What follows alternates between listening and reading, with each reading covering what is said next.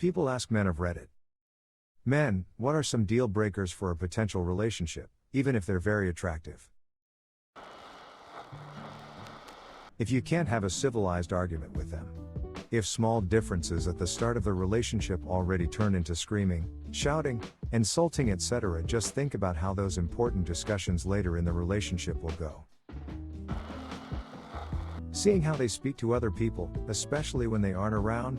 If they shit talk their friends when they aren't around, why would you think they wouldn't do that to you as well? Also, if they can't keep a secret. Lack of respect for my boundaries. I learned this lesson the hard way once. I've got no intention of letting it happen again. Tests and indirect behavior. If you want something, tell me. I'm not playing a game just to see if I'm worth your attention. You don't treat the things I care about or respect seriously. It shows me you won't even put in the effort to act like you care. The idea of I don't have to bring anything to the table and you have to bring everything. If you're a deadbeat leech, I'm not interested in wasting my time on you. If they breathe their politics too loudly. I'm fully open to someone who doesn't perfectly align to my idea of a worldview, but if they're super loud about it, that looks incredibly cringy and tactless. I don't care if it's for something I agree with or not. There's more to life than mindless tribalism. Not being able to apologize. Everybody makes mistakes, doesn't matter. Own up to it and I respect you even more. Seek excuses? Bye. I broke off with a girl on our third date because she was mad I wasn't jealous. So I guess jealousy. Toxicity in general? A girl I work with said she had to make her boyfriend have fights with her because he wouldn't before. She said she told him, look, this isn't gonna work if you won't get into arguments with me. It sounded to me like a relationship with her would be very toxic. Any form of, if you can't handle me when I'm a sleazebag, piece of shit, then you don't deserve me when I'm a lesser sleaze, piece of shit. You know what, you're right. Later, man. They spend 90% of their free time sat on their phone but get annoyed when you play a few hours of PlayStation to relax. If they're full of themselves, can't have someone who can't joke and make fun of themselves and bases life on how many likes they get on social media. When I was preparing for prom, I randomly had to spend some time with this girl I'd never met before and never met after. She was attractive, sounded like a right mix of intelligent and funny, but goddamn, the amount of shit she talked about her partner that I was supposed to replace that day. And then the shit she dumped on a teacher who was supervising us.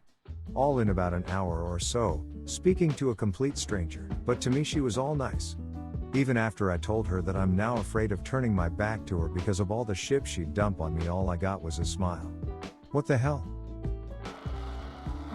If a partner is controlling of your relationships with friends and family, and generally won't let you exist as your own person, red flag is understating it. You should be able to at least occasionally do things without your partner. You should be able to have private spaces and private thoughts. You should be able to maintain existing relationships and create new ones. I dated someone once who was insistent as to how I slept, and didn't like it if I tried to get into a more comfortable position. Surprise, surprise, also came with a side of emotional abuse and manipulation. Talking about exes too much to the line of comparing you to. Big no-no for me. Sure, sometimes it's completely okay to talk about your ex-partner. It is part of your life. But if you do it too soon or talk about it way too often, that does raise few red flags. And as I said, if they compare you to the ex, it can be okay if it's way down the road and you are already dating. But on second date? That's mostly bad for several reasons. It's okay to have passed and talk about it when the timing is right. But talking about your ex openly and too much, way too early is just a red flag for me.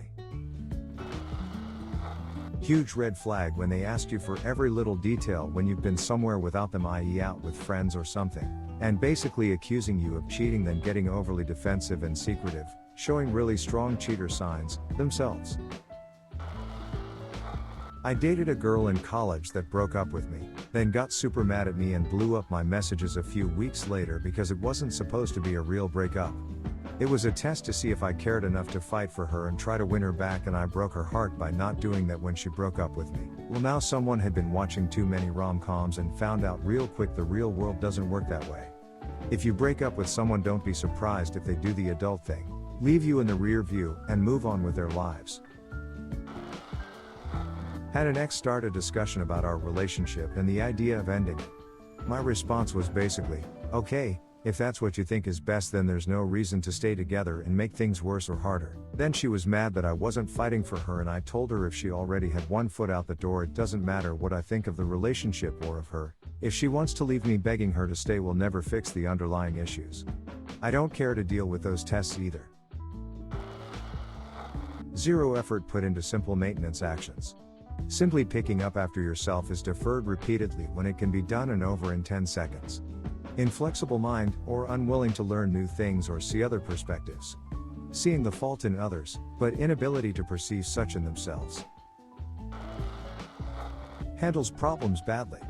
Meaning, will become very demanding or sullen. Need someone who is calm in stressful situations. Life is full of huge problems that we'll need two to deal with properly. I dated this chick, we'll say the one that got away. Everything clicked on every level, but during quiet moments, like bed or driving, she hated silent moments and would screech like a dinosaur incredibly loud. It always caught me off guard and drove me absolutely nuts. If it was always the ex-partners, up to this point, who was a problem, and never ever herself, red flag for me big time. Was seeing a girl about a year ago that admitted to cheating on her ex-boyfriend, but followed it up by blaming it on him for not realizing she was lying to him after she dropped so many obvious hints. By the book Gaslighting, the amount of lies and mudslinging she put on my name after I disengaged from that train wreck was a huge mess. Lost a lot of fake friends, but at least I kept the good ones. I avoid gossips. That overly judgmental, complaining attitude they have towards other people is what you will eventually get when you've been with them for a while. It's just what they are. Last 2 women ended up cheating on me. Should have seen it after years of their behaviors. Why is this such a big deal to you? I didn't disrespect you. Just because you feel that way doesn't mean I was wrong. I'm not the bad guy. Why do you always try to make me feel bad about things? Usually this would happen after a really simple misunderstanding. The refusal to compromise, empathize, or humble oneself is a massive waving red flag. On that flag, you should see the words I've had people pick up my messes since I was a child. I will never say sorry, and you will slowly feel more and more like garbage with me as a partner. I dated a girl for about 3 years, and she only once admitted she was wrong about something, and something trivial at that. And even then she fumed for a few hours and then took it back and said she wasn't wrong. When the dishes weren't done, it was my fault because I was the one that usually did them. When she didn't go to her classes, it was because I wasn't providing enough encouragement. This was over a decade ago, and thankfully I'm better at seeing red flags now. In all fairness, I've seen this in men as well. This kind of thing isn't exclusive to a gender. Thank you for listening to another B-Town Reddit Stories episode.